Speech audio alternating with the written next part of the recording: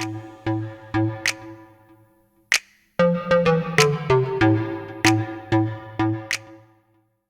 up guys, in today's video we are going to finally adjust the ride height and we're going to get the new wheel and tire setup on. If you've watched any of my recent videos, you'll see that I mentioned that I got a new wheel tire setup for the white MR2. It's a pretty meaty setup, so 255 in the front, 17x9. Correction, this is in the back. For the front, what we're gonna have is a 245 40 with a 17x9 and a 35 offset. I will have to run a spacer. I don't know how big of a spacer, but we'll figure that out once we get to it. Before we get to that though, I have some bad news. I'm fairly positive I'm going to end up selling this car. To give you guys some context, my significant other and I want to buy a house at the end of 2022, and realistically speaking, I can't build a car like this and buy a house at the same time. I initially thought that I have the space to store it, so it could pretty much sit for 2 years. All I have to do is periodically clean it until I buy the house, then I can start building it. But I don't feel right about doing that for two reasons. The first one is just letting a car sit around and kind of rot for the better part of 2 years just bothers me,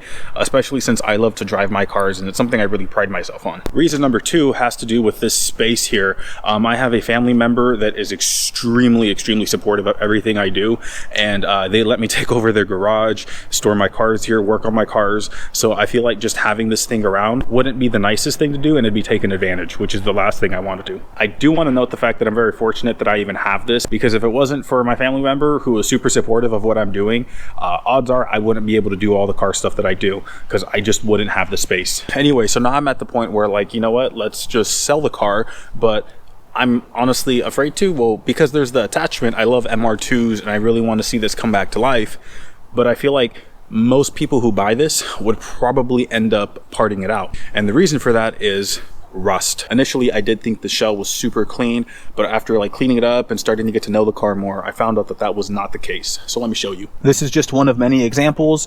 Here on the door frame, you can see where it's all rusting through. I hope this comes through okay, but right there you have a little rust hole. And then when you come into the engine bay, it only gets a little bit worse because you have the rust right here. Then when you come over here to this cross member, you can actually see it's rusting through again.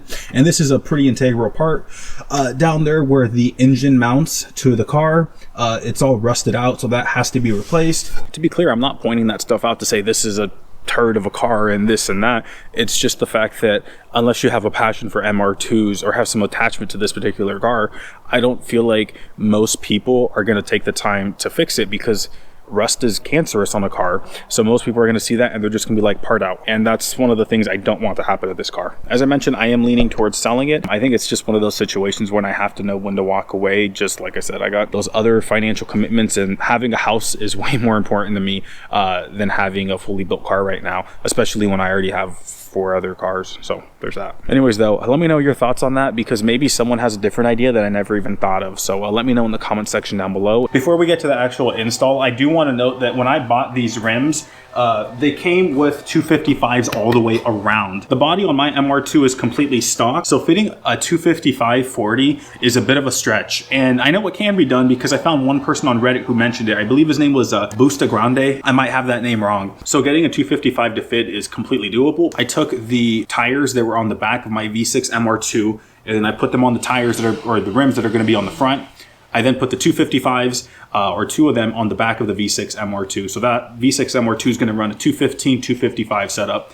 This one will run a 245, 255 setup. Probably the one negative about the setup that I'll be running is the simple fact that they're going to be mismatched tires. So because of that, depending on the conditions, they're going to have varying levels of grip. From the standpoint of optimizing my setup, it's not going to be optimized. So that's something I'm going to have to take into account this year. You know, there is the other side that I'm not super worried about the car being perfectly dialed right now, because it's going to get a V6 swap, and when it gets that, it's going to completely change the handling characteristics, well, and just the whole attitude of the car. So yeah, I'm not super worried. Well guys, that's going to be a massive difference in width and height. So I do know it's going to be a little bit tricky to get this fit on. So what I'm going to do first is actually adjust the ride height. So I want to lower it probably about 1 inch. And then I have some spacers, and I'm just going to play around with the fitment until I can get it to clear the coilovers. So that's pretty much the biggest issue that I'm facing. But based off the stuff that I've seen, it's probably going to be a pretty aggressive spacer, or a big one, better, more like it, because MR2 Heaven sells RPF1s in a 17:9 with the 22 offset, and they recommend you run a 5mm spacer, which effectively makes the offset 17, and that clears it. So with this being a 35, yeah, we'll just play with it and kind of go from there. Wait, that's the wrong weight.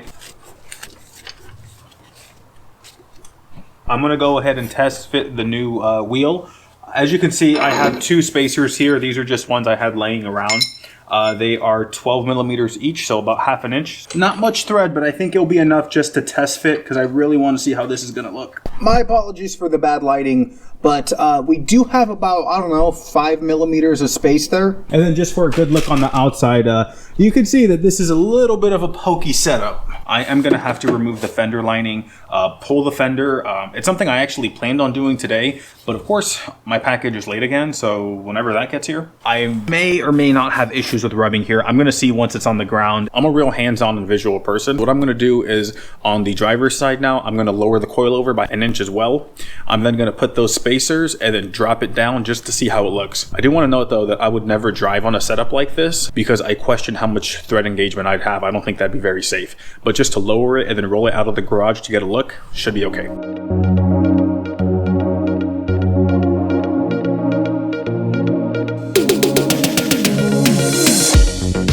I am super happy with the fitment. So each side is a little bit different in terms of the actual fitment because like this fender isn't fitted super well and that one was pushed out when the car was in the wreck. But overall, not bad. Little pokey, but nothing crazy. I do like the height right there. I'm not a big fan of super slam cars. I like functionality. Definitely back here, that's gonna become an issue. So I'm gonna, this little pinch weld right here, I'm gonna hammer that out later, but nothing looks super bad. This was a lot less painful than I anticipated because when I was looking online, not many people were running a 245. Most people were running like, I think a max of a 225-ish. Next, I'm gonna get the back wheels. I will say for the back, it's not even so much a test fit because in the front, I knew that I was gonna have to play with stuff. In the back, it's literally gonna bolt right up with no issues. I am gonna raise it up a little bit, but other than that, I'm gonna leave the back alone.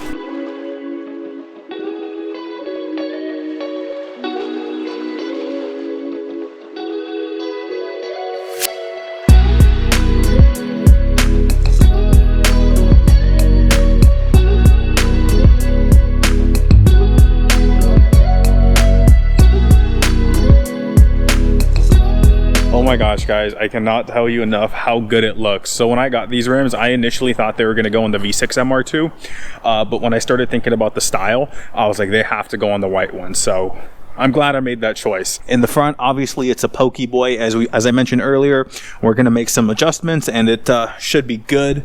The back is actually surprisingly almost flush, as you can see. So on the back of the car, essentially what I'm going to do is roll the fenders like I'm going to do to the front. Also, I'm going to put a little spacer just to make it sit flush. I think a 5 or 10 mil will work perfectly. Guys, let's just get one last walk around. I am beyond happy with how it's going to look. It is going to be so freaking nice. I also think the color really matches the car well. I did think it would be cool to have some chrome rims with the white or something like that, but no, this is perfect. The next time we see this car, we will, I guarantee, get it 100% ready, finally be able to drive it because I still don't even know how the coilovers feel. So I'm very, very excited for that. So much to do until little time, but that's just the way it goes. I'll see you guys in the next video and let me know what you think on the new wheels and what I should do with this car. Thanks for watching.